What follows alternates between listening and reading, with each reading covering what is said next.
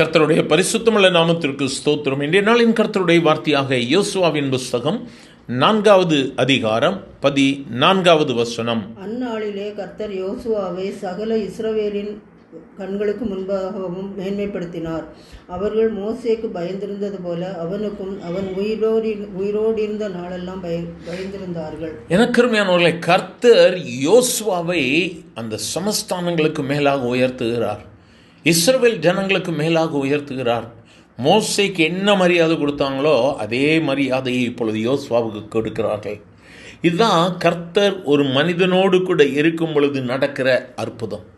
அன்று யோசுவாவோடு கூட இருந்த தேவனாகிய கர்த்தர் இன்று கேட்கிற ஒவ்வொருவரோடு கூட இருக்க அவர் விரும்புகிறார். நம்ம அவருக்கு ஒப்பு கொடுக்கலாமா? ஆண்டவர்கிட்ட கேட்கலாமா? இந்த வசனத்தை பற்றி பிடித்து கேளுங்க. ஆண்டவரே, அன்று யோசுவாவோடு கூட இருந்தீர், இஸ்ரவேல் ஜனங்களுக்கு முன்பதாக மேன்மைப்படுத்தினீர், கனப்படுத்தினீர், அவனை குறித்து பயந்தார்கள். இன்றும் ஆண்டவரே, நீர் அந்த அற்புதத்தை எனக்கு செய்யும் ஆண்டவரே. யோசுவாட்ட ஆண்டவர் சொல்றார், பயப்படாதே, நான் மோசையோடு கூட இருந்தது போல உன்னோடு கூட இருப்பேன், நான் உன்னை விட்டு விலகுவதும் இல்லை, உன்னை கைவிடுவதும் இல்லை என்று சொன்ன கர்த்தர் வார்த்தைகளை கேட்கிற தேவ பிள்ளையே, உனக்கும் அதே வார்த்தையை சொல்லுகிறார். அவர் உன்னை கைவிடுவதும் இல்லை, அவர் உன்னை விட்டு விலகுவதும் இல்லை. உன் தாயின் கருவில் உன்னை தெரிந்தெடுத்தவர் அல்லவா? எதை குறித்து சஞ்சலப்பட்டு கொண்டிருக்கிறாய்? இந்த காரியங்களை என்னை மேற்கொண்டு விடுமோ என்று பயப்படுகிறியா? கர்த்தருடைய அனுமதியின்றி உன் வாழ்வில் எதுவும் சம்பவிப்பது இல்லை. கர்த்தர் உனக்கு நுகத்தை கொடுப்பது இல்லை. அந்த நுகத்தை கர்த்தர் என்று எடுத்து போடுவார். ஆண்டவர்கிட்ட கேள், ஆண்டவரே என்னை மேன்மைப்படுத்தும் ஆண்டவரே.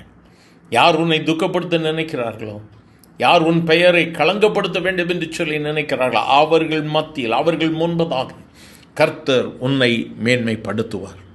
இன்று அவர் உன்னை மேன்மைப்படுத்துவார். யோசுவா இஸ்ரவேல் ஜனங்களுக்கு முன்பதாக செய்த அற்புதங்கள், இஸ்ரவேல் ஜனங்களுக்காக செய்தவர்கள் ஒவ்வொன்றையும் நாம் பின்பதாக பார்க்க முடியும். ஆகவே அவன் உயிரோடு இருந்த நாளெல்லாம் ஜனங்கள் அவனை பார்த்து பயந்தாங்க.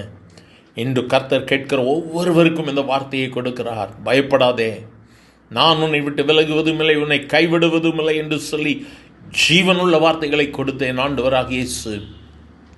இன்று தம்முடைய ஜனங்களை பயப்படாதே, எதை கண்டு சோர்ந்து போய் இருக்கிறாய்? எதை கொண்டு உன்னுடைய இருதயம் பலவீனப்பட்டிருக்கிறது? குடும்பத்தின் சூழல்களை கண்டு பின்னடையாதே. உன்னை சுற்றி இருக்கிற தேசத்தின் சூழல்களை கண்டு பின்னடையாதே. எழும்பு சீயோனே, எழும்பு என் தேவ பிள்ளையே, கர்த்தர் இன்று உன்னை புதிதாக்குகிறார். நோக்கி பார்க்கலாமா? எங்கள் அன்பின் ஆண்டவரே, ஆசீர்வதிக்கப்பட்ட இந்த காலை வேளைக்காக நன்றி அப்பா. உம்முடைய சமூகத்தில் எங்களை அர்ப்பணித்து ஜெபிக்கிறோம். இன்று கேட்கிற ஒவ்வொருவருக்கும் யோசுவாவை மேன்மைப்படுத்த என் ஆண்டவராகிய இயேசு இந்த நாளில் கேட்கிற ஒவ்வொருவரையும் மேன்மைப்படுத்தும் ஆண்டவரே. ஆண்டவரே, பயந்து போயிருக்கிற இருதயங்கள், கலங்கி போயிருக்கிற இருதயங்கள், வெறுமையாக்கப்பட்டவர்கள், ஒதுக்கப்பட்டவர்கள், ஆண்டவரே எல்லாரையும் கர்த்தர் இந்த நாளிலே உயிர்ப்பியும் ஆண்டவரே. மேன்மைப்படுத்த போகிற தெய்வர்க்கை ஸ்தோத்திரம், மேன்மைப்படுத்துகிற தெய்வர்க்கை ஸ்தோத்திரம். பரலோகத்தில் இருந்து தம்முடைய மகிமையை வெளிப்படுத்துகிற தெய்வர்க்கை நன்றி. ஆசீர்வதியும் இயேசுவின் நாமத்தில் பிதாவே. ஆமேன், ஆமேன்.